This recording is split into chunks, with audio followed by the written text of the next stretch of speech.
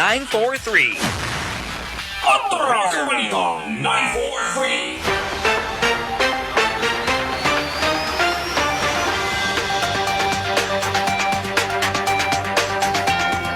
Alas 7:50 na sa kabuntangon karon sa ato mga detalye sa ato ang mga balita. Ato usab kini sa ME 500. Nasa pikas niya si Kayla Bigit ining kaso sa COVID-19. Matud pa adunay mga nakalas usab. Mga doon pa yung mga bag-ong kaso. Nasa pikas niya sa maong detalye sa report. Kayla may butag tira. 16 ka mga bagong kaso sa COVID-19 ang natala sa probinsya sa Negros Oriental. Kagahapong adlaw Abril 14, 2021. Kinagibutyag ni Provincial IATF Ground Commander Dr. Liland Bustamante Istasyon sa usa ka virtual press conference. Sa lungsod sa Mabinay, adunay upat ka mga bagong kaso sa COVID-19. Duha sa Dagpayan sa Dumaguete, lungsod sa Tayasan ug syudad sa Gihulngan. Adunay tagsa ka mga kaso sa coronavirus disease dito sa lungsod sa Himalalod, Amlan, Ayungon, Manhuyod, Sibulan ug Valencia. Dugang detalye, usa ka 64 anyos nga lalaki gikan sa Gihulngan ug usa ka 66 ka anyos nga lalaki gikan sa lungsod sa Mamnuyod ang subong nabaluan nga nakabsan gyud human natakbuyan sa sakit nga COVID-19. Aduna usab 19 ka mga bag-o ang nangaayo sa maong sakit. Suma total ni kabat na sa 2,124 ang kinatibuk ang gidaghanon sa mga natakbuyan sa COVID-19 diri sa lalawigan sa Negros Oriental. 63 ang nakabsan ug ni kabat usab sa 1,928 ang nakarecover sa sakit nga coronavirus disease ug anaa na sa 133 ang mga aktibong kaso sa gikalisangang sakit mao ang COVID-19. Umokad to ang nakuha nato nga balita sulod sa 24 oras sa dili pa may pagpaminaw sa Rodas Beauty Spa owned and managed by Ma'am Roda Silva. Apil sa biha sa MJ's Eatery nilang Sir Onto Ibalyes, Ma'am Maribet Marimat ug Ma'am Iyay Aguilar ug ni Ma'am Jovelyn, ni Ma'am Adelfa Neo sa Barangay Tugas ug ni Ma'am Jenny Bukiran sa Barangay 5 Tanhay City. Ni Ma'am Christy Diaz Totos Eatery sa Maya Tanhaya City Public Market nga karon ay nagpalanog sa Atraca Balita 943. Sa ME 500 protection garantisado ug sa Muscleman ang garantisado magpabarog ug magpakusog. Sa Love Bubu Soap Trading nga nahimutang sa Mabini Street, Barangay 2, Tanhay City. Alang sa programang Atraca Balita 943 sa 94.3 City Light FM Tanhay City ug sa 96.9 Light FM Manukan Zamboanga del Norte. Serbisyo publikong walay pinili na kadiri sa Rakbayan sa Dumaguete. Kini ang Atraca correspondent kay Lakhay, mayng buntag kanatong tanan. Local.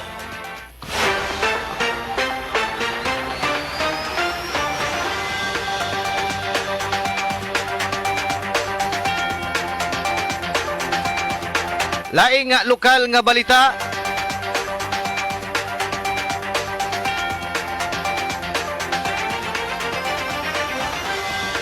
Niini nga gisagubang karon nga pandemya sa nasod nga Pilipino mao ang COVID-19 pandemic kani sa kauluhan. May mga lugar nga gibalik sa enhanced community quarantine kun ECQ o MECQ ang usa-usab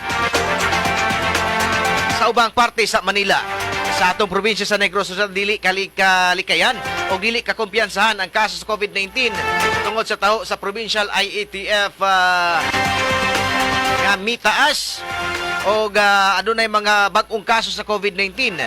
Si Tanhay City Councilor Felix Mira Junior bibutyag ni ining ilalom sa Modified Community Quarantine. Bibutyag ang bugas sa humay o asag rice sa Dakbayan sa Tanay dili guni kasugakod makasupport sa tibuok Tanhay kung kini lang ang saligan. Dogang pa ni Konsehal Mera na ang mga rice farmers sa syudad sa Tanhay na usa sa mga nagsuporta og bugas sumay sa Dakbayan kaya wala pa man nagsugod kini gitag og cropping na adunay barangay sa syudad mao ang barangay Luka nga nagsugod na sa ilang first crafting. Saysay pa niya madilatar usab ang pagpanom tungod kay adunay mga irrigation nga naguba uban gani kakunon sa tubig ani ang pamahayag ni City Councilor Felix Mera.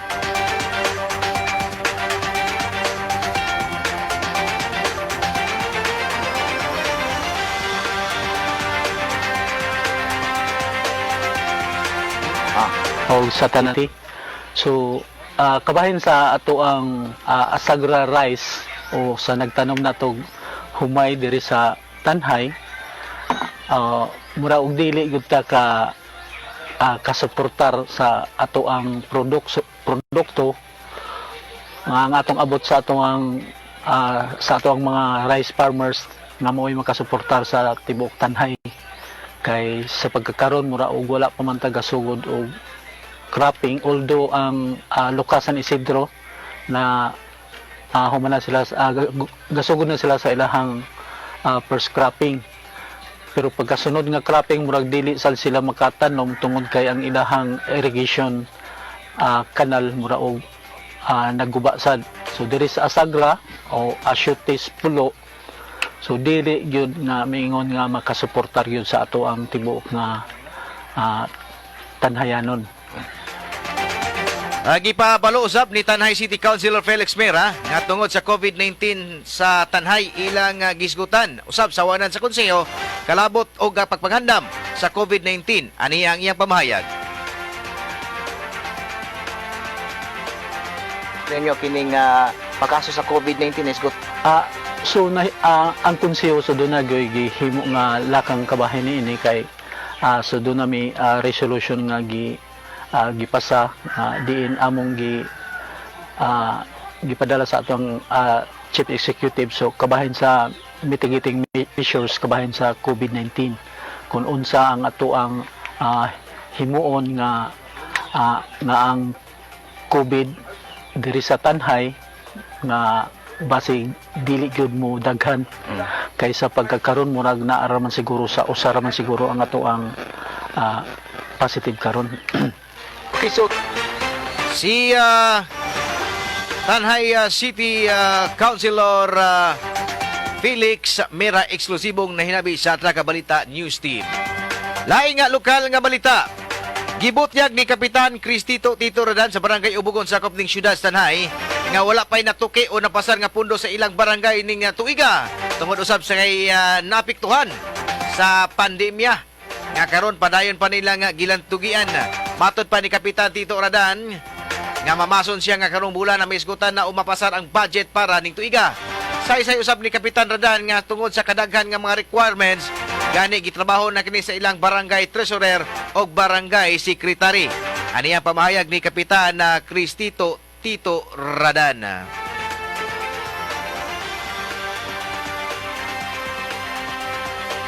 Update ta sa tatong kongresma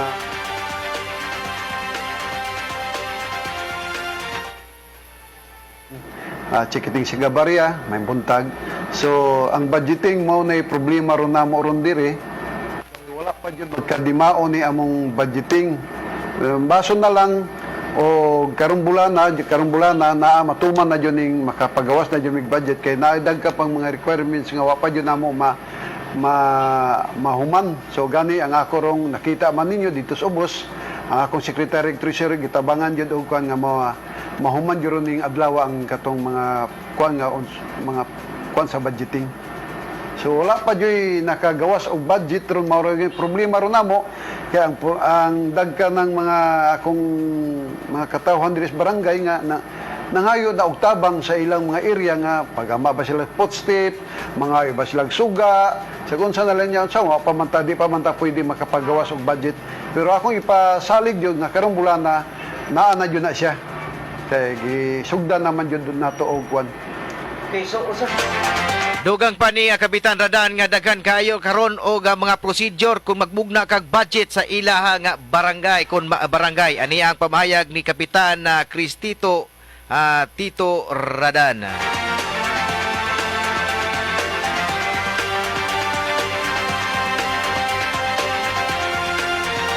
Kining kuha manggod karong tuiga gipagama na manggod tao kanang mission and vision kinalan nga dagka ng mga procedure kung saan pagama sa budget kay dagka basin po dagay o dagka pong sa unang panahon nga wala ma-implementar tong mga budget na budget o niya wala implementar po mga ubang mga kapitan siguro.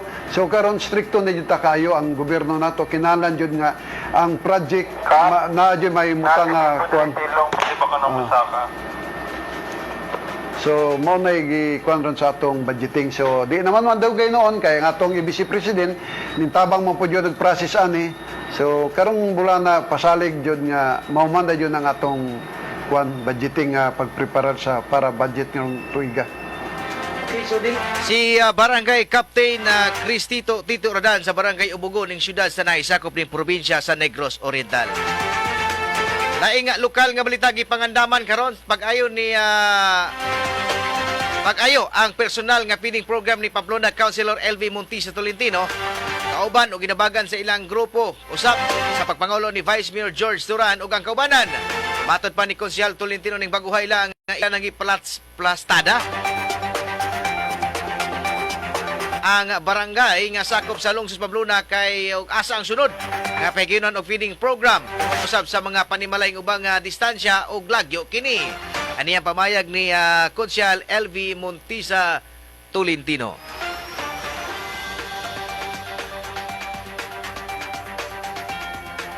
Program. Right now, sir, aduna tay mga plans ni ana amo na ganing gimitingan kaganiha sa grupo ang among next nga venue for feeding. Although wala pa namo na finalize kung asa ang among unahon kay ang lisod man gud, sir, if we will go to other areas medyo lagyo ang mga panimalay. So aduna mi lain nga programa nga in the service ra gyapon sa atong katawhan sa Pamplona nga puhon among idungan sa atong feeding program. Si Pamplona Councilor LV Montisa Tolentino eksklusibong nahinabi sa Taka Balita News Team. Katapusang lokal nga balita tungod sa usa sa mga kalagmitan nga problema sa lungsod Pamplona. No, kini ang tubig gani uban nga nagsalig lang sa tunggo, atabay ug bomba o puso. Kay numduman sa miaging adlaw ang grupo ni nilang Konsyal LV Montisa Tolentino kauban si Vice Mayor George Duran sa lungsod Pamplona si nga personal kini nila nga gihatod ang gidunar nga Jetmatic ngadto sa barangay Malalang si Pamplona. Usas mikuyog si retired police officer Crisanto Garit Jr. nga matod pa niya nga angayan gyud nga hatagan og bag-ong Jetmatic ang maong lugar kay adunay 30 kabubong ang makabenepisyo sa maong bomba niini. Ani ang pamayag ni John Garrett Jr.